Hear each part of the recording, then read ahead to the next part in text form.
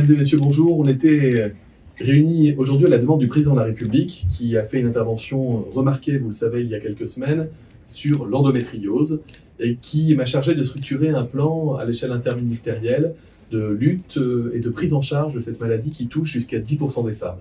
Aujourd'hui, nous étions 6 membres du gouvernement, 6 ministres réunis avec des professionnels de santé, des directions d'administration centrales et territoriales, des représentants de patientes pour présenter dans le cadre de ce premier comité de pilotage de la stratégie nationale de lutte contre l'endométriose, les principaux axes de ce plan.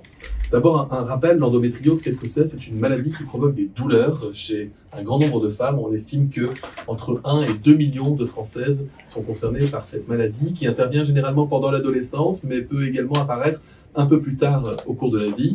Le symptôme le plus fréquent, ce sont des règles particulièrement douloureuses, avec des douleurs qui peuvent être même parfois d'une intensité insupportable et qui font trop souvent l'objet de remarques comme selon lesquelles avoir mal pendant ses règles serait normal. En réalité, non, des douleurs excessives pendant les règles, ça n'est absolument pas normal. Il y a d'ailleurs un retard en diagnostic dans notre pays d'environ 7 ans, ce qui atteste de la nécessité de ce plan, de cette stratégie. Le deuxième symptôme le plus fréquent, ça peut être des douleurs pendant les rapports sexuels. Il peut également y avoir des troubles urinaires, des troubles digestifs, des troubles neurologiques dans un certain nombre de cas.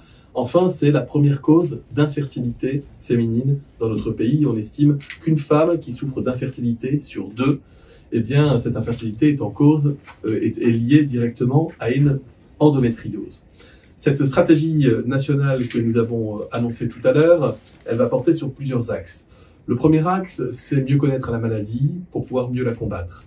Ainsi, l'INSERM va mettre en place un programme et un équipement prioritaire de recherche doté de plus de 20 millions d'euros sur 5 ans, qui va permettre de regrouper l'ensemble des meilleurs chercheurs de toutes les disciplines qui peuvent intervenir dans le champ de l'endométriose.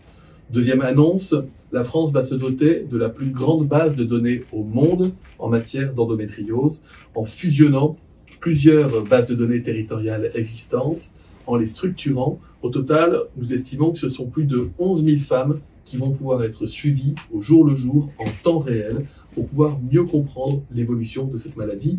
Deuxième axe, garantir un diagnostic rapide sur tous les territoires. 7 ans de recul, 7 ans de délai avant d'avoir un diagnostic, ça n'est pas normal.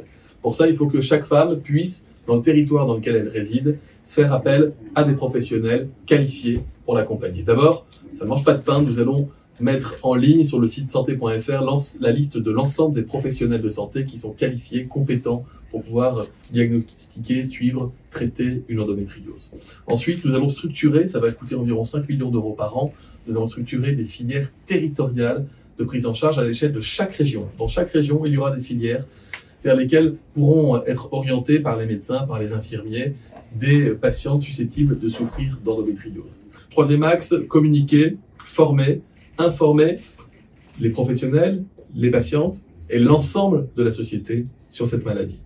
C'est donc la formation initiale des médecins et des soignants, mais également la formation continue qui va être revisitée afin d'y inclure des modules spécifiques sur l'endométriose. Dernier axe, la prise en charge financière. Il existe aujourd'hui un dispositif qui s'appelle le dispositif d'affection longue durée avec un dispositif d'ALD 31, qui est un dispositif qui peut être déclenché à chaque fois qu'un médecin l'estime nécessaire. Ce que je souhaite également, c'est que, et c'est d'ailleurs le cas, l'endométriose soit totalement exonérée pour tout ce qui concerne la recherche d'infertilité ou l'accompagnement dans des parcours d'assistance médicale à la procréation pour les femmes qui sont victimes de cette infertilité. Vous le voyez, nous avons bousculé toute la filière. Ça a été un gros travail depuis plus d'1 an qui a été conduit, une mission qui a été menée par la députée européenne Chrysoula Zacharopoulou, qui a énormément consulté autour d'elle les professionnels, les associations de patientes.